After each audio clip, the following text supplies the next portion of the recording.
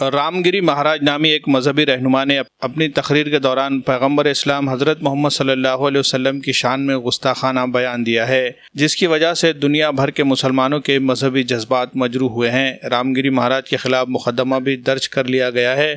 اب اس کے بعد ان کی گرفتاری کا مطالبہ زور پکڑنے لگا ہے۔ مختلف سیاسی سماجی تنظیمیں رام گری مہاراج کی گرفتاری کے مطالبے کے لیے احتجاج کر رہی ہے۔ ناندیڑ میں ونچت بہوجن اگاڑی کے مقامی ذمہ داران نے بھی ایک وفد کی شکل میں پارٹی کے سینئر لیڈر فاروق احمد کی قیادت میں ڈیوا ایس پی سریش کمار نائک سے ملاقات کی۔ اسی طرح اتوارا پولیس اسٹیشن کے پولیس انسپکٹر رنجت بھوٹے سے مل کر انہیں ایک میمورنڈم دیا گیا، جس میں رام گری مہاراج کے خلاف ناندیڑ میں بھی FIR درج کرنے کی مانگ کی گئی۔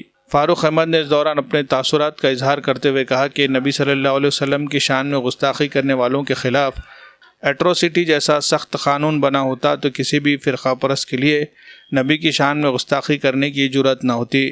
اس موقع پر ونچت بہوجن اگاڑی مہاراشٹر کے لیڈر فاروق احمد کے ساتھ پارٹی کے ناندیڑ جنوب کے شہر صدر وٹھل گائیکواڑ، ناندیڑ شمال کے شہر صدر ایوب خان، راؤ بھنڈارے، ایڈوکیٹ شیخ بلال، محمد قاسم، ظفر جلال، امجد خان، افضل مومن، سرفراز خان، صادق، بچو ٹکر، شیخ قاسم، عبدالسمیع اور دیگر افراد موجود تھے۔